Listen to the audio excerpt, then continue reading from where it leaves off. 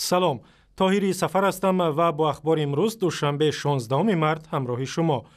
امامعلی رحمان رئیس جمهوری تاجیکستان با صدور یک فرمان پسرش رستم امامعلی را رئیس آژانس نظارت مالی و مبارزه با کروپسیا تعیین کرد.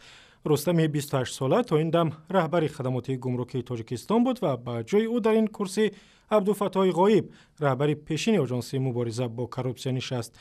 رستم امامعلی که رتبه ژنرال مایوری دارد ماه نوامبر سال 2013 به کرسی رئیس خدمات گمرکی تاجیکستان نشسته بود. رئیس جمهوری تاجیکستان همچنین اسدالله رحمان رئیس کمیته تلویزیون و رادیو را از مقامش گرفت و دستیار رئیس جمهور را به کادرها تعیین کرد. تغییر مقام کردن رستم امامعلی با عبدالفتاح غایب یک ماه بعد از آن صورت گرفت که رئیس جمهوری تاجیکستان در جلسه شورای امنیت از افزایش فساد و کروپسیا در کشور تنقید کرد. در تاجیکستان هنگامه در بازار ارز اندکی پایان آمده است و قرب سامانی در برابر دلار تغییر زیادی نکرده است.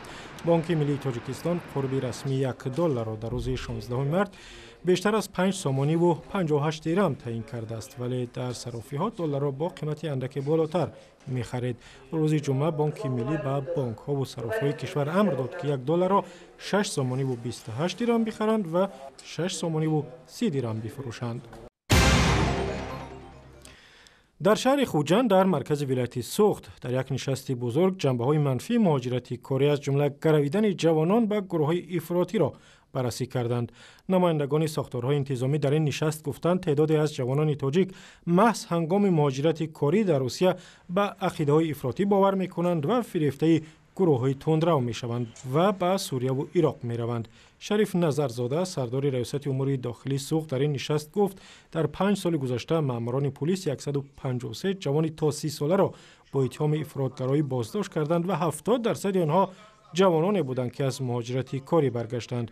در گذشته مقامات تاجیکستان گفتند 200 جوان تاجیک که با بهانه جهاد به سوریه و عراق رفتند محض از روسیه به آن کشورها سفر کردند. عملی نمایی چاره‌بینی‌های اپراتیوی جستجویی و تفتیشاتی گذرانیده شده برای پیشگیری نمایی 350 جنایت‌های وابسته به خللدار ساختن امنیت جمعیتی از جمله 7 جنایت‌های روند تروریستی، ترکش‌ها در انشاءات‌های مهم دولتی و اکت‌های تروریستی نسبت خادمان جمعیتی سیاسی مساعدت نمودند.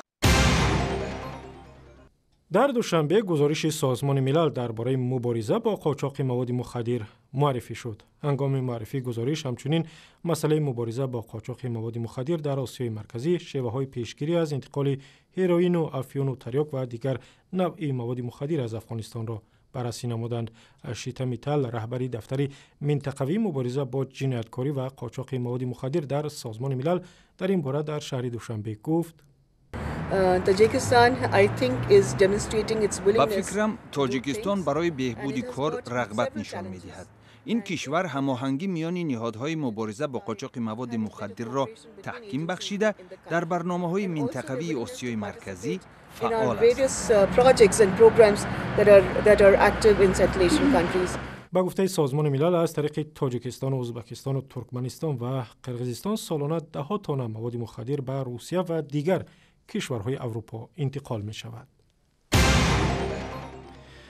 در جنوب تاجیکستان در ناحیه واسع برای گرامیداشت خاطره نیکولای تامین یک فرماندهی سابق شوروی لوحه یادگاری گذاشتند که او 91 سال پیش هنگام استقرار حکومت بلشویکی کشته شد. از روی این لوحه یادگاری روز 15 مارس در دهه قرقاج پرده برداشتند. نیکولای تامین که برای برقراری نظام شوروی علیه مخالفان این ساخت در تاجیکستان می جنگید 15 مارس سال 1924 در دهه قرقاج از طرف باسمچی ها کشته شد. لوحه یادگاری با مساعدت سفارت و پایگاه 201 روسیه در تاجیکستان گذاشته شد و در مراسم پرده برداری تعدادی از افسران و گنرال های روسیه و نمایندگان حکومت های واسع و کلاب شرکت کردند. اخبار از این هم بیشتر در وبسایت رادیو آزادی، در صفحه های ما در فیسبوک، توییتر و یوتیوب و هم زمینه مخصوصی رادیو آزادی برای تلفن های همراه.